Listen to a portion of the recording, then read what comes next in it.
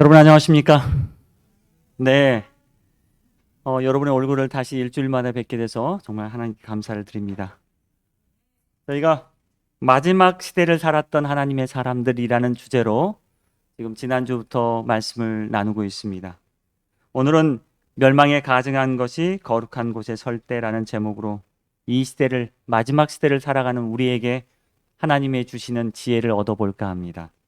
우선 본문의 말씀 다니엘서 9장 17절로 18절 말씀을 좀 읽고 제가 말씀을 전하겠습니다. 다니엘서 9장입니다. 그러하온즉 우리 하나님이여 지금 주의 종의 기도와 간구를 들으시고 주를 위하여 주의 얼굴의 빛을 주의 황폐한 성소에 비추시옵소서. 나의 하나님이여 귀를 기울여 들으시며 눈을 떠서 우리의 황폐한 상황과 주의 이름으로 일컫는 성을 보옵소서. 우리가 주 앞에 간구하옵는 것은 우리의 공의를 의지하는 것이 아니요 오직 주의 큰 긍휼을 의지하여 함이니라. 주여 들으소서. 주여 용서하소서. 주여 귀를 기울이시고 행하소서. 지체하지 마옵소서. 나의 하나님이여 주 자신을 위하여 하시옵소서.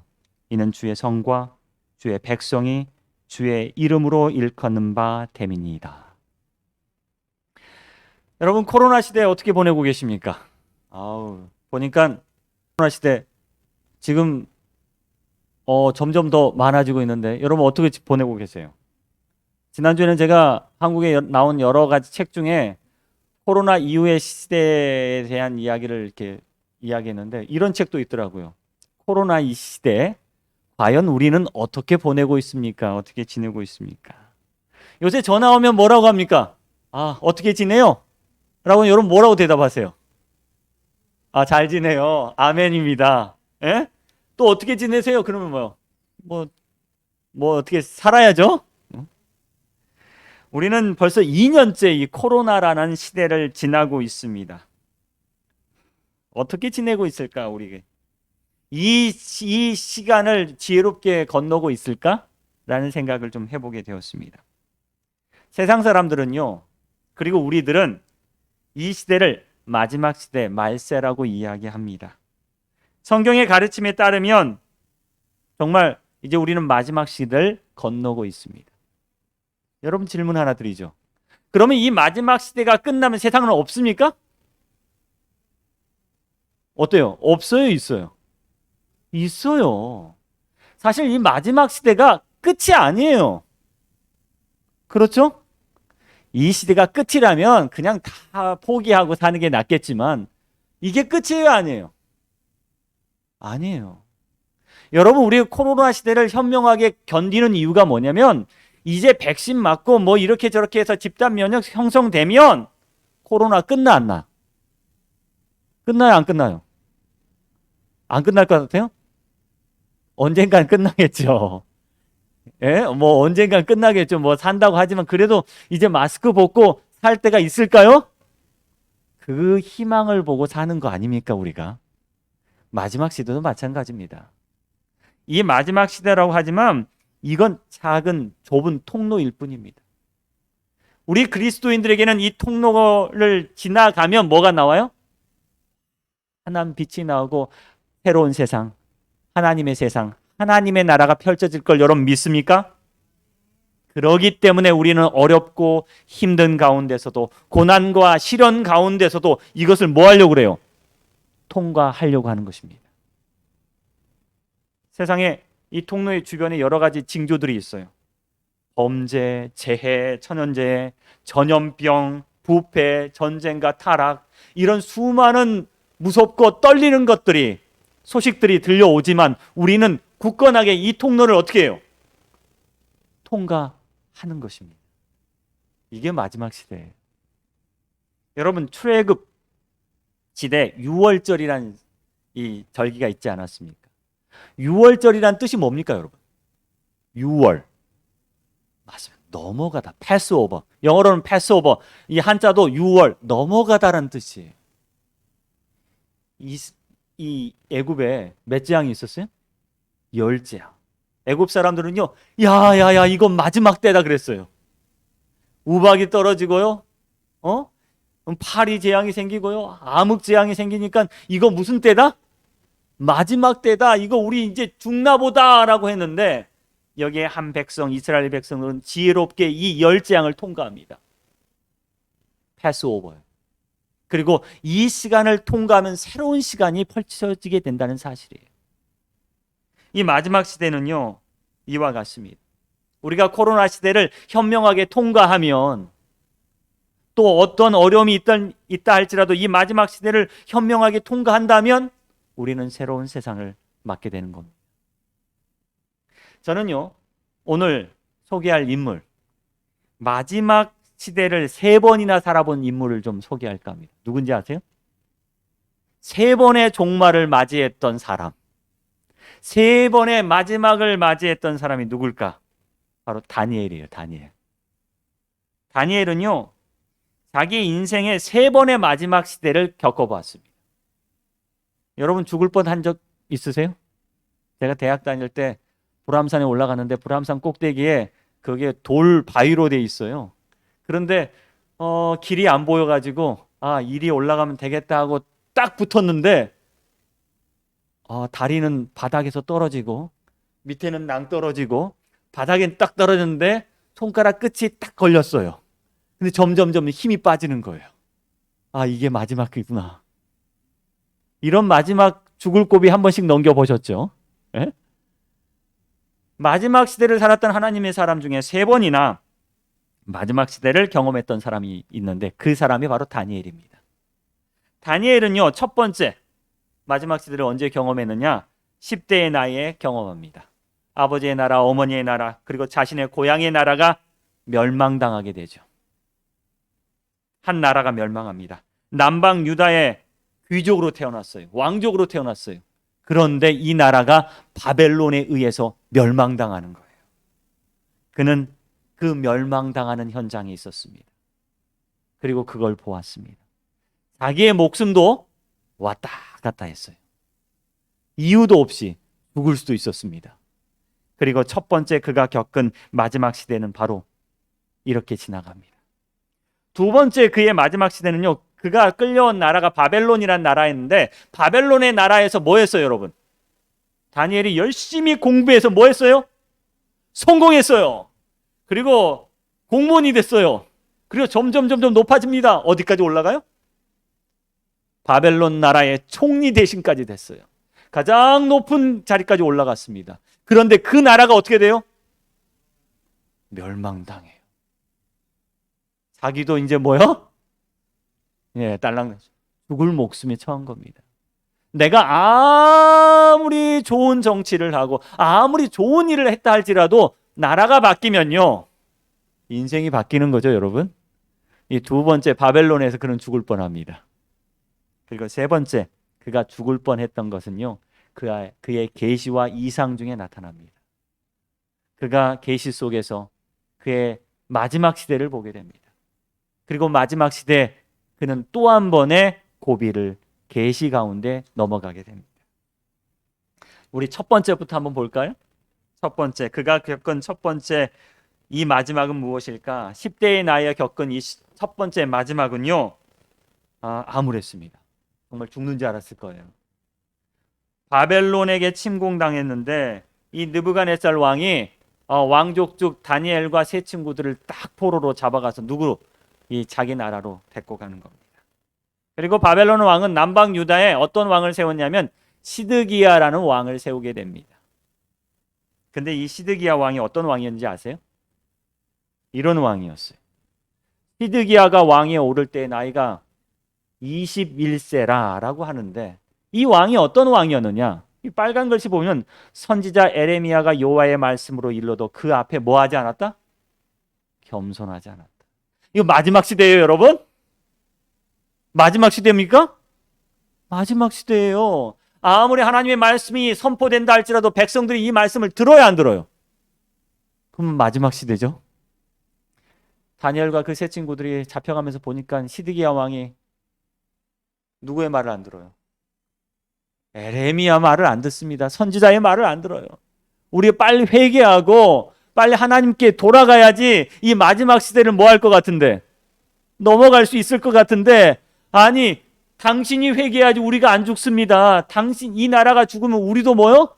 저 바벨론 땅에 끌려가서 죽을 수도 있어요. 제발 좀 회개하세요라고 말하고 싶은데, 왕은 하나님의 말씀 앞에서 뭐 하지 않아요? 겸손하지 않아요. 하나님의 말씀이 사라지고 있어요. 제사장들과 우두머리, 다른 귀족들은 어땠을까요? 백성들은 어떻게 했을까요? 이 난관을 타개하기 위해서, 바벨론의 침공에서 그들은 이기기 위해서 어떻게 하기 시작했느냐? 하나님께 매달렸어요? 아니요. 여기 말씀해 보니까 이방 모든 가증한 일을 따라서 여호와께서 예루살렘에 거룩하게 두신 그 전을 더럽게 하였습니다. 이거 마지막 때입니까, 여러분? 마지막 때예요. 제사장들이, 그리고 우두머리들이 야야야 우리가 이렇게 하면 죽겠다, 하나님께 돌아가고 우리가 회개하자라고 해야 되는데 백성들이 어떻게 합니까? 교회에다가 뭘 갖고 와요? 우상. 부처님도 갖고 오고, 여기 뭐니까 저기 이게 힌두교 신도 갖고 오고 해가지고 사람들이 뭐예요? 여기서 기도하는 거예요. 멸망에 가증한 것들이 어디에 서 있어요? 거룩한 곳에 서 있는 겁니다. 여러분, 마지막 때가 세상이 더럽히고 서랑이 타락해서 마지막 때가 아니라요, 뭐가 타락했기 때문에 마지막 때인지 아십니까? 교회가 타락했기 때문에 마지막이에요. 세속적인 사람들이 하나님을 섬기지 않는 거, 그게 무서운 게 아니라요, 목사들이, 장로들이요, 멸망에 가증한 것들을 교회 안에 가지고 들어올 때, 그때가 더 무서운 겁니다. 정말 우리는 그때가 마지막 때다라고 생각해야 돼요. 하나님의 말씀을 우습게 생각하고 하나님의 전이 더럽혀질 때 정말 마지막 때인 겁니다. 다니엘과 세 친구들이 보기에 남방 유다가 어떤 것 같아요? 마지막 때 같아요, 정말. 세 번째요. 역대하 36장 16절에 백성들의 형편에 대해서 이렇게 이야기합니다. 백성들이요, 하나님의 사신들을 비웃고 그의 말씀을 멸시하여 그의 선지자를 욕하며 여호와의 진노를 그의 백성에게 미치게 할 회복할 수 없게 하였으므로. 백성들이 어떻게 해요? 하나님의 선지자의 말을 어떻게 해요? 멸시하였다라고 이야기합니다. 여러분, 우리는 깨달아야 합니다. 남방 유다는요, 하나님께서 세우신 나라였고 하나님의 나라였고, 그 백성들은 하나님의 백성들이었는데, 그 백성들이요, 누구를 비웃어요? 선지자를 비웃어요. 선지자가 열심히 설교단에서 말씀을 전하는데 백성들은요, 그 설교를 듣지 않습니다. 말씀을 듣지 않아요. 그리고 비웃습니다. 오늘날 성실한 하나님의 종들이 교회에서 하나님의 말씀을 선포할 때 사람들은 그 말씀을 듣지 않아요. 어떤 이들은요, 그 목회자를 향하여 비난하고 비판합니다. 이게 뭐가 망할 징조예요, 여러분? 이게 바로 나라가 망할 징조고요, 교회가 망할 징조입니다.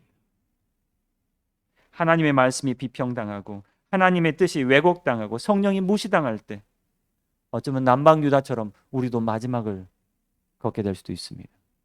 여러분, 우리는 마지막 시대를 걷고 있습니까? 한번 생각해 보시길 바랍니다. 다니엘의 역사 가운데 마지막 징조는 바로 이것이었습니다. 멸망에 가증한 것이 거룩한 곳에 설 때. 시드기야 왕은 하나님의 말씀을 무시하고 하나님의 말씀을 치워버렸고 겸손하지 않았고, 제사장들은요, 온갖 이방신들을 가지고 들어옵니다. 그리고 백성들은 선지자를 멸시하고 두려워하지 않았습니다. 다니엘은 그런 역사 가운데 서 있었습니다.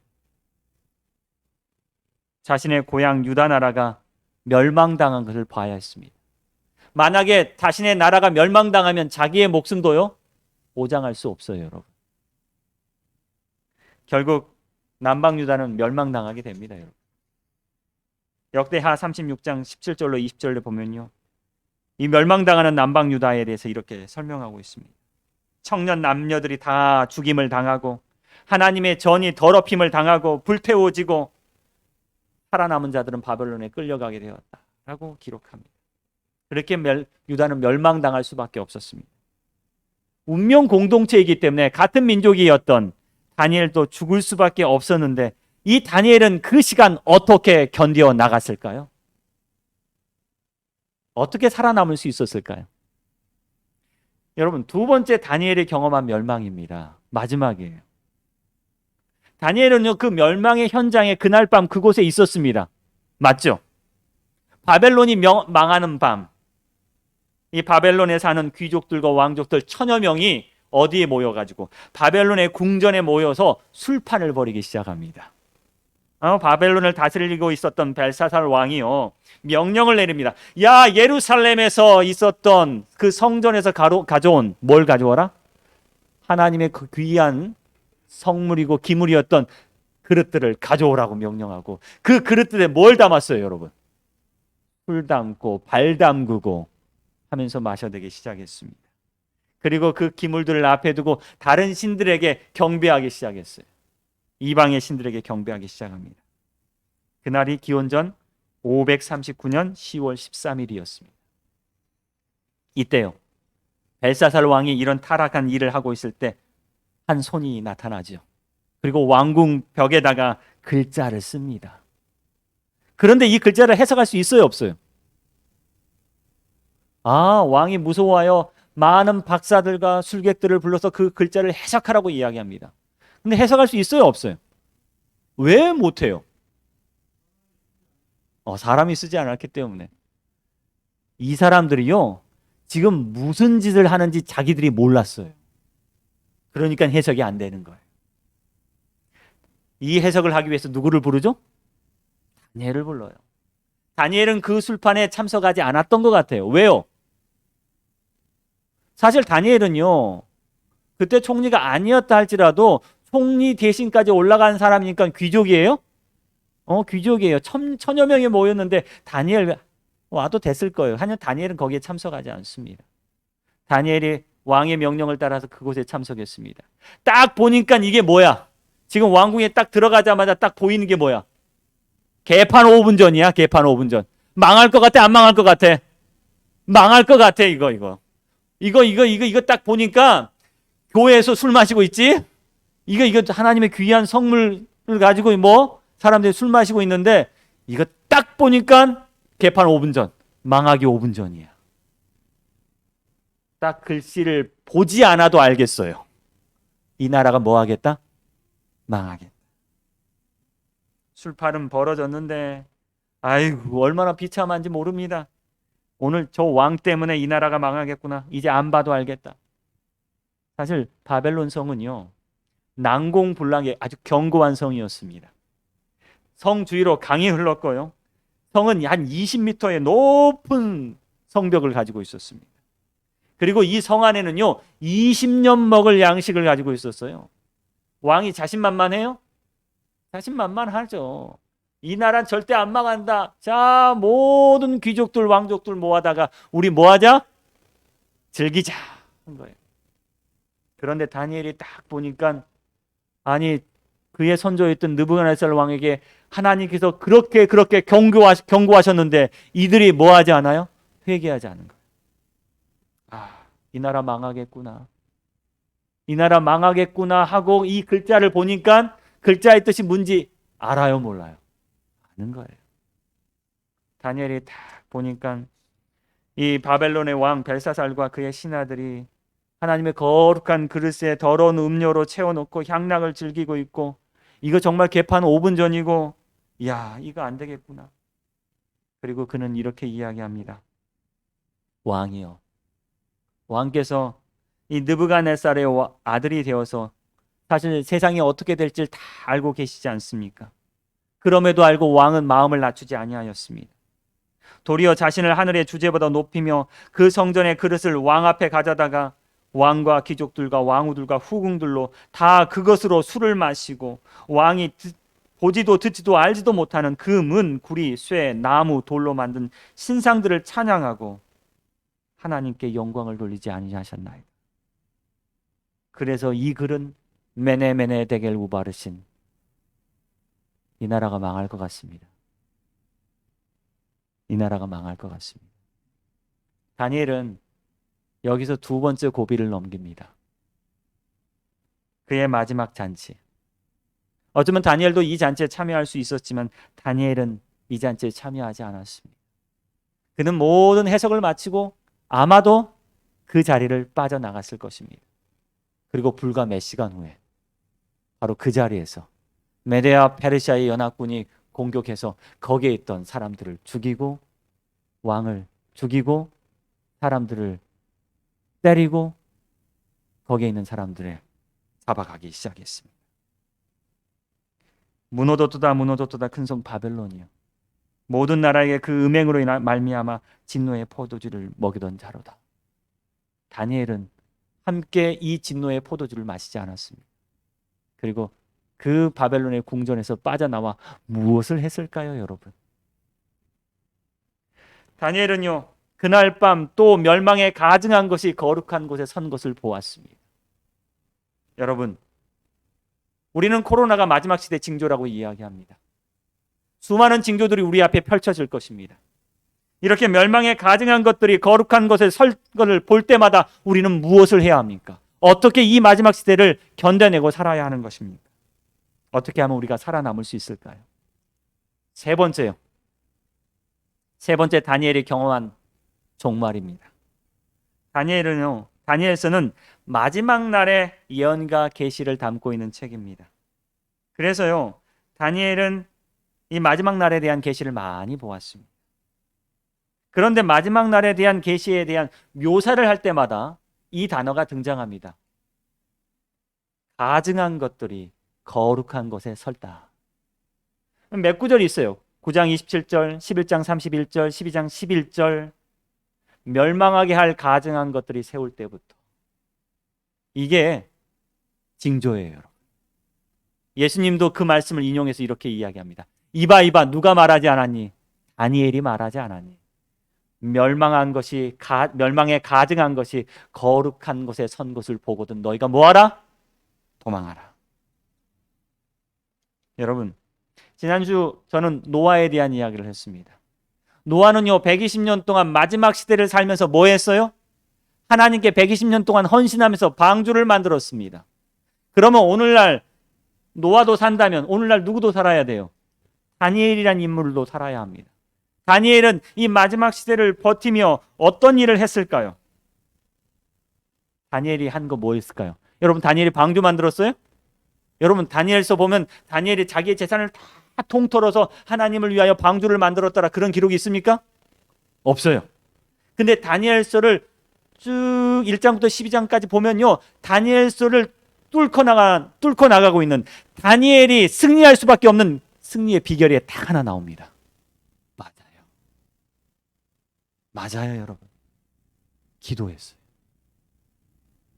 마지막 시대를 살기 위해서 다니엘이 한 것 딱 뭐였냐면요, 기도예요. 1장부터 시작해서 12장까지 그의 기도가 나옵니다. 그는요, 그의 재산을 다 털어서 하나님께 드렸다라는 기록은 없지만 그는 어려울 때마다 뭐 했다요? 기도했다는 기록은 많습니다.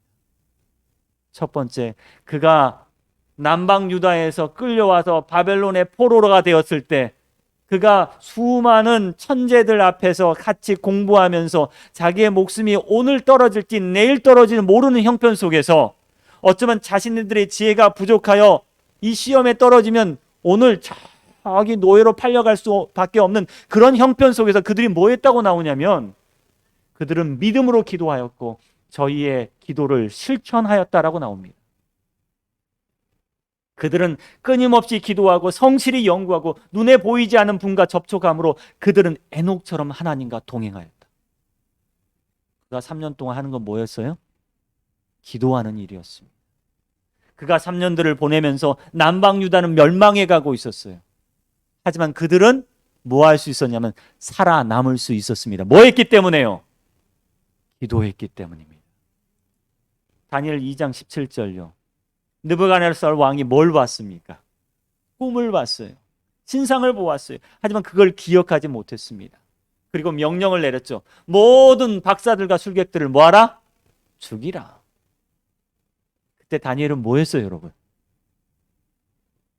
사형 명령이 떨어진 다니엘에게는 뭐 했냐면 기도했어요. 하나님, 저희가 저들과 함께 죽임을 당하지 않게 주여 인도하여 주시옵소서. 마지막 시대를 살고 있는 여러분, 여러분이 세상 사람들과 함께 죽임을 당하지 않게 여러분 기도하기를 간절히 바랍니다. 세상의 지혜자들과 함께 죽임당하지 않게, 멸망당하지 않게 여러분 기도하기를 간절히 바랍니다. 오늘 우리는 기도해야 할 때입니다. 세 번째, 다니엘서 6장 10절에 보니까 다니엘이 사자굴에 들어갔네요. 왜 사자굴에 들어갔어요, 여러분? 기도하다가 들어갔어요, 여러분. 마지막 시대를 통과하려고 그는 기도하다가 들어갔어요. 다니엘서 6장의 주제는요, 바로 이상 중에 하나님의 백성 이스라엘의 마지막 때를 본 겁니다. 우리가 지금 뭐 해야 돼? 기도해야 돼. 그런데 왕을 통해서 어떤 명령이 떨어져요?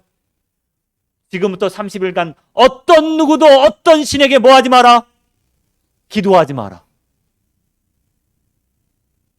그런데 우리는 뭐 해야겠어요? 기도해야겠어요. 왜요? 마지막 시대를 통과하기 위해서는 기도해야겠어요. 어쩌면요, 이 코로나처럼 어떤 누구도 이 시기에는 교회에 나가서 기도하지 말라라고 사람들이 말할 수 있습니다. 그런데 우리는 이 마지막 시대를 통과하기 위해서 뭐 해야겠어요? 기도해야겠어요.